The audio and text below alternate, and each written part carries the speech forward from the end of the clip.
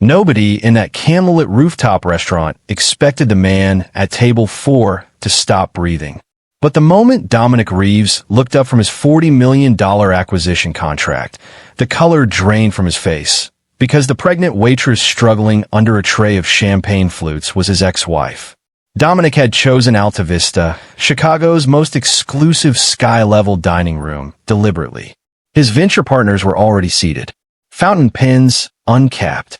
The deal that would put his tech firm on every financial front page was seconds from becoming real. Then a familiar voice cut through the clink of crystal. "Excuse me. Pardon me." Coming through. Dominic's eyes locked onto the woman, threading carefully between white draped tables. Sophia Reeves, hair pinned back, cheekbones too sharp, moving like every step cost her something. Her belly sat high and round. 8 months, maybe more. She gripped the tray with trembling fingers, willing it steady. It rattled anyway. A floor manager in a tailored vest, Craig Fenner, materialized from the shadows and snatched a linen napkin off a nearby chair. He didn't lower his voice. "If you can't keep the tray level, you're off the floor. Pregnant or not." Sophia flinched. Not dramatically. Just the way a person flinches when they've stopped expecting anything better. Dominic stood so fast his chair scraped the polished concrete. His partners stared. The room went still. "Sophia," he said. The name tasted like an old scar pulled open. She didn't smile. She didn't crumble. She only whispered, "Please. Not here." And that's when he noticed it. The way her free hand drifted instinctively to shield her stomach. Like she was protecting it. From him. His voice dropped to a razored thread. "Is that baby mine?" Sophia's eyes swept the dining room. People pretending not to stare. Phones half lifted beneath linen napkins. A sommelier frozen mid-pour. She swallowed. Forced her face flat. "Dominic," she said, barely above a breath. "Don't." But he couldn't stop. Not after a year of replaying the same scene. The same kitchen, the same suitcase, the same granite countertop between them like a battlefield. Because in his memory, Sophia had stood in their condo on the 32nd floor with packed bags by the elevator. Her hands shaking as she slid divorce papers across the island like she was delivering a verdict. "I'm leaving." Dominic's laugh had come out jagged. For who? She'd looked past him, never at him, and said the 7 words that rewired everything. "There's someone in London. He's my future now." He remembered gripping the countertop, knuckles white, the world narrowing to a single point. "You're lying." "I'm not." Her voice had fractured. "Please just sign it." He signed, not because he believed her, because he wanted her to look at him one last time, to fight, to stay. She didn't. She walked to the elevator, and the doors closed with a sound that hollowed him out completely. After that, Dominic Reeves became the man boardrooms feared. The self-made tech billionaire who didn't flinch, didn't forgive, didn't lose. He'd buried himself in acquisitions and algorithms, because algorithms don't betray you. And every time he saw a couple laughing over dinner somewhere, he'd feel that old shame climb his throat like smoke. Now, in the back of Alta Vista, Sophia stood inches away. Pregnant. Exhausted. Real. Dominic's voice came out rougher than he intended. "You told me you had someone else." Sophia's jaw tightened. She looked like a woman holding back a flood with bare hands. "I did what I had to do." That's not an answer. Her hand drifted to her belly again, instinctive, protective. And for the first time, Dominic saw it clearly. Not defiance in her eyes. Fear. Not fear of his anger. Fear of the truth escaping. She lifted her chin and forced the words out like they cost her blood. "It's not yours." Dominic didn't believe her for a single second. Sophia turned to leave, but Craig Fenner was already blocking the service corridor, arms loose at his sides, smirk finding his mouth like he'd been waiting for an audience. He didn't lower his voice this time. He raised it. "Well, look at this. You want to make a scene on top of everything else." He let his gaze drop pointedly to her stomach. "You can barely carry a tray. One spill, one lawsuit, and you think I'm putting this restaurant at risk because of your choices." A couple near the bar looked away. A fork tapped a plate. The room did what rooms do when ugliness surfaces. It pretended not to see. Sophia stepped back. Her heel caught the edge of service mat. The tray tilted. Champagne flutes began their slow, inevitable slide. Dominic moved before thought caught up with his body. His hand shot out, catching the tray cleanly. Glasses stopped. He set it on a side table with the calm precision of a man who'd spent years in rooms where panic was a liability. Then he turned to Craig Fenner. Quiet. Still. The kind of still that empties a room. Say that again, Dominic said softly. Craig blinked. Recognition arrived behind his eyes, and with it, the first crack in his confidence. Mr. Reeves, this is an internal staffing matter. You're humiliating a pregnant woman in front of paying guests. Dominic's voice didn't rise. It didn't need to. In my presence. Craig tried to laugh. It came out wrong. She's unreliable, Dominic cut him off with one small, precise gesture. A CEO's gesture. Your name? Craig Fenner. Dominic nodded once, as if filing it away permanently. Then he looked past Craig toward the dining room, toward his partners, toward the contract sitting and signed on white linen, and made a decision that surprised even himself. You have two options, he said. You apologize to Sophia right now, or you explain to your owner why I'm about to make this restaurant a very expensive memory. Sophia's fingers closed around Dominic's sleeve. Don't. Please, Dominic, don't. But something inside him had broken open.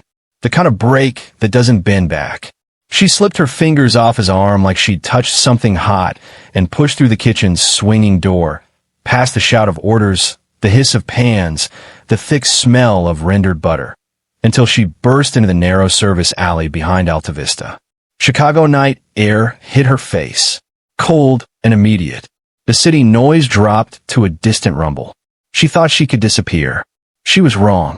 Dominic's footsteps rang off the brick alley walls as he followed. He caught up near the loading dock, stepping in her path without touching her. Up close, under the bare security light, he saw everything the restaurant's warm lighting had softened. The bruised dark circles under her eyes. The cracked skin along her knuckles, chemical-stained. The way she stood with her weight slightly forward, like her lower back had been quietly breaking for months. Don't come any closer, Sophia warned, voice unsteady. You don't get to run from this. She let out a laugh that sounded like something breaking. I didn't run. I survived. Dominic's eyes dropped, just for a moment, to the curve of her stomach. Then back to her face. Tell me the truth. Right here. No audience, no performance. His voice dropped to something almost gentle. Is that baby mine? For a single unguarded second, Sophia looked like one honest sentence might collapse her entirely. Then the wall went back up, jaw raised, eyes flat. No, she said. Too fast. It's not yours. You expect me to believe you left for London, met someone, got pregnant, and ended up carrying trays in Chicago? Sophia stared past him at the streetlights. Her lips pressed together so hard they went white. Believe whatever makes it easier for you, she whispered. Dominic stepped close enough that she had to meet his eyes. I'm not leaving this alley until I know the truth. And if you keep lying to me, Sophia, I will find it myself. He got calm in a way that was scarier than anger. You're shaking, he said, voice shifting. You shouldn't be standing in an alley. His eyes moved to her hands, the cracked knuckles, the chemical burns along the fingers. His jaw locked. Who did this to you? No one. The lie came automatically. He'd expected it. Dominic pulled out his phone. What are you doing? He didn't answer. He pressed a contact and lifted the phone to his ear. One ring. Two. Marcus. His voice turned surgical. I need everything on Sophia Reeves. Last 12 months. Where she's lived, who she's been in contact with, financial movements, anything that looks like pressure or threat. A pause. How fast? Another pause. Now. Then, steadier. And pull everything on Craig Fenner, floor manager at Alta Vista. Complaints, prior employment, any legal exposure. I'm about to remove him from polite society. Sophia grabbed his wrist. Stop. You don't understand what you're waking up. Dominic looked at her fully for the first time that night. Not with anger. With something more dangerous. I understand you're protecting someone, he said quietly. And it isn't whoever you claimed got you pregnant. He ended the call, slipped the phone into his jacket, and turned back toward the glow of the restaurant entrance. "I'm going to buy this place," he said. "And when I do, no one will ever speak to you like that again." "Dominic, don't." But he was already walking, coat moving with him, steps steady and deliberate. Not chasing her anymore, chasing the truth. His phone buzzed before he reached the door. He stepped into the corridor near the host station, marble walls dulling the noise of 100 dinner conversations. He answered. Marcus. On the other end, Marcus Webb, his head of intelligence, sounded different. Taut. Focused. "She never went to London, Dominic." The words landed like cold water. What? No passport activity. No international transfers. No records of anyone in London connected to her. For the past 11 months, Sophia Reeves has been living in a 400-square-foot apartment in Pilsen. No central heat. Landlord's been threatening eviction twice. Dominic pressed his back against the wall. "She's been moving money," Marcus continued. "Small amounts first, then larger. Always to the same two names, Randall Voss and Leo Stroud. The names hit like a fist. Not strangers. Old enemies. Two men who'd tried to force Dominic out of his own company 3 years ago through fraudulent investor pressure, and had promised, when it failed, that he would eventually pay. What do they want? Control? Or a scalp? Marcus's voice dropped. "I found the messages, Dominic. Burner numbers, but traceable. They told her if she didn't walk away, if she didn't get you to sign the divorce, they'd fabricate evidence. Securities fraud. Criminal charges. Enough to destroy you completely." The restaurant noise felt very far away. "And Sophia?" Marcus exhaled slowly. "She sold her engagement ring 3 weeks after she left. Pawned the bracelet your mother gave her. She's been working off-books cleaning jobs and double waitress shifts on swollen ankles to keep their payments going. Buying your safety month by month." Dominic closed his eyes. "She didn't betray you," Marcus said. "She took the blade for you. Every month. For almost a year." When Dominic opened his eyes, the anger inside him had changed direction entirely. It was no longer aimed at Sophia. It was aimed somewhere precise and cold, at two men who had weaponized love and called it leverage. He didn't call her name. He ran. Through the dining room, past his stunned partners, past Craig Fenner's frozen expression, past the contract that suddenly meant nothing. He shoved through the kitchen and hit the alley door. Sophia. No answer. Then he saw her, crouched near the brick wall, one knee on the ground, palm pressed flat against her belly. Her skin had gone the color of old wax. Sweat at her hairline despite the cold. She was swaying slightly, trying to hold herself upright. Hey, look at me." Dominic dropped beside her, hands hovering. "Talk to me. What's happening?" Her mouth moved. A thin sound came out.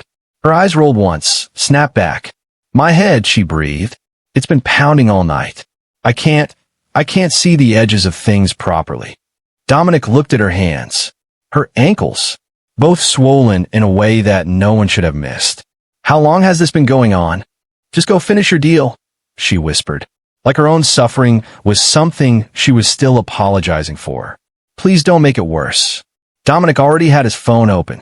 "Pregnant woman, approximately 8 months," he said into it, voice stripped to precision. "Severe headache, visual disturbance, significant swelling. We're in the alley behind Alta Vista on North Wabash. Please hurry." "Dominic." Her voice broke. "If Voss and Stroud find out, if they think you know, listen to me." He took her face in both hands, steady. "You're not carrying this alone anymore. Not tonight. Not ever again." Sirens fractured the night air. At Northwestern Memorial, fluorescent light washed the color from everything. Nurses moved fast and tight. A physician leaned over Sophia's chart, voice clipped. "Blood pressure is critically elevated. This is severe preeclampsia. We're preparing for an emergency cesarean." They wheeled her away through double doors. A nurse glanced back at Dominic. "Sir, are you the father?" He stood in the hallway, watching the doors swing shut. His mouth opened. Nothing came out that felt right or adequate or true. "I should have been," he said finally, and the words fell on the empty corridor like a confession. A doctor in scrubs found him 20 minutes later, still standing at the red boundary line in the floor, the invisible border he somehow felt he hadn't earned the right to cross. We could lose both of them if we wait, the doctor said. No softening. No warm preamble. Are you signing the consent forms? Dominic took the pen. His hand was shaking in a way that no boardroom had ever managed to produce. Through the glass panel beside the corridor, he caught a glimpse of Sophia on the table. Small under enormous lights. Hair damp, lips pale, arms outstretched as 4 lines were placed. Her head turned, eyes unfocused, but still searching, still looking for him through the blur. He pressed his palm flat against the glass. I'm here, he whispered.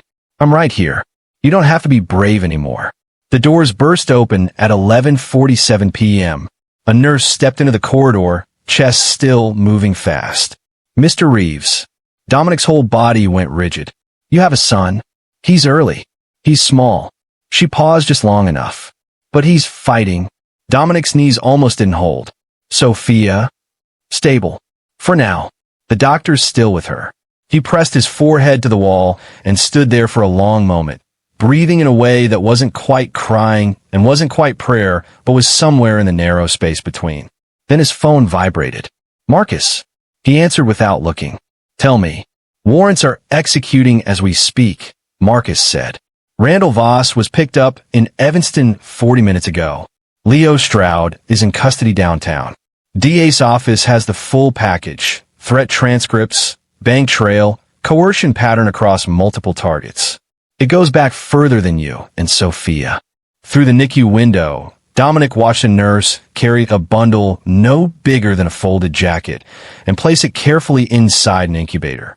Wires, a monitor, a chest that rose and fell with the fierce determination of someone who'd only just decided to exist. Dominic, Marcus said. Craig Fenner. We found complaints filed by 3 former employees over 2 years. Wrongful termination. Harassment. HR buried them. Add it to the package, Dominic said. I want courtrooms. Not settlements. Not apologies. Courtrooms. A doctor appeared beside him, pulling down his mask. Mr. Reeves, you can see her in recovery shortly. And the baby? Your son is small, just under 4 pounds, but his lungs are responding. He's where he needs to be. Dominic looked through the glass at the incubator, at the tiny chest rising and falling, at the monitor tracing each stubborn heartbeat. He gets that from her, Dominic said quietly. And something in his voice had changed. The hard, precise edge of the man who'd walked into Alta Vista that evening had given way to something rawer and, for the first time in a long time, honest. By 3 a.m, the warrants had case numbers. Dominic stood in the hospital parking garage with Chicago's pre-dawn cold finding every gap in his jacket. His tie was off. His contract, the one that had started the whole evening, sat and signed in a folder he hadn't opened since the alley. Marcus called one final time. It's done. Both in custody. The task force has everything. Dominic stood with his reflection in the dark glass of his car door. His eyes looked like they belonged to someone older. Someone who had finally stopped mistaking distance for strength. He went back inside. Sophia's room was quiet. The monitors beeped in slow, tired rhythms. Her head turned when she heard him cross the threshold. Dominic, barely audible, afraid, even now, that the truth might still punish her. He moved to her bedside, picked up her hand, the cracked, chemical-burned, aching hand, and held it the way you hold something you almost lost forever. They're in custody, he said. Voss and Stroud. It's over, Sophia. All of it. Tears moved silently from the corners of her eyes, the kind that come not from sadness but from the sudden, disorienting absence of weight. I didn't want you to get hurt, she whispered. I know. His voice broke at the edges. And that is exactly why I'm done letting you carry the cost alone. She looked at him for a long moment. Really looked the way 2 people look at each other when they've stopped pretending, and something in her face finally, slowly, let go. 3 days later, the NICU became Dominic Reeves's real office. No skyline views. No conference table. Just the smell of warm plastic and antiseptic, the soft percussion of monitors, and behind a panel of glass, his son, Noah, lying in an incubator at 3 pounds 13 ounces, chest rising and falling with the focused dedication of someone with a great deal yet to do. Sophia stood beside Dominic, a thin hospital blanket around her shoulders. Still healing. Still fragile.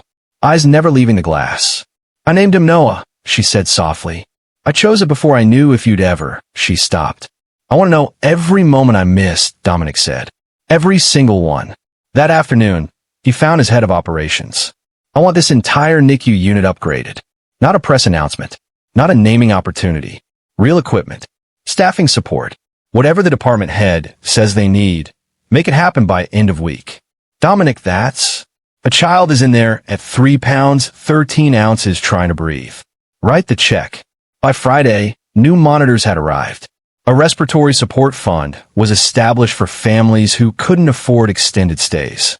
Meal vouchers went to parents who'd been surviving on vending machines during overnight vigils.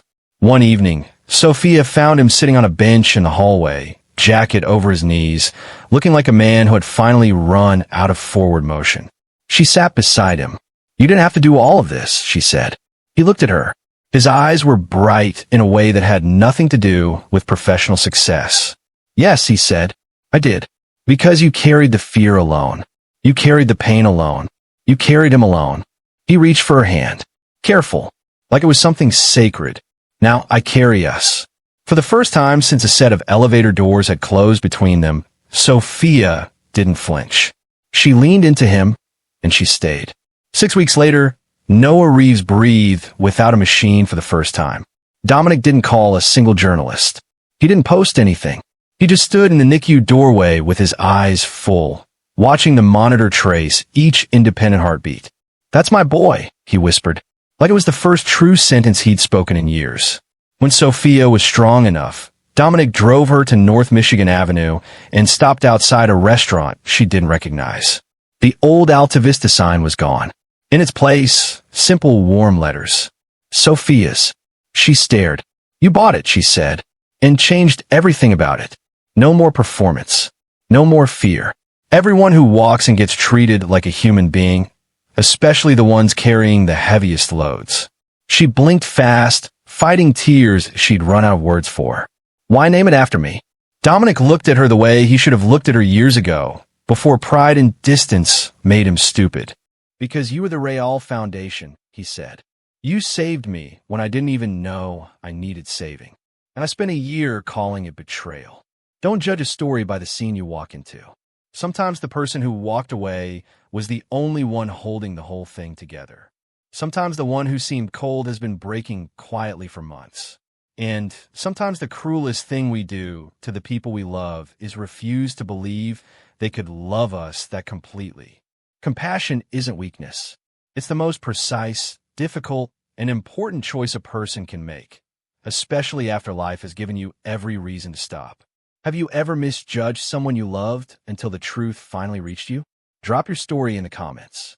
And if this one stayed with you, subscribe, because these are the stories that remind us it is never too late to choose differently.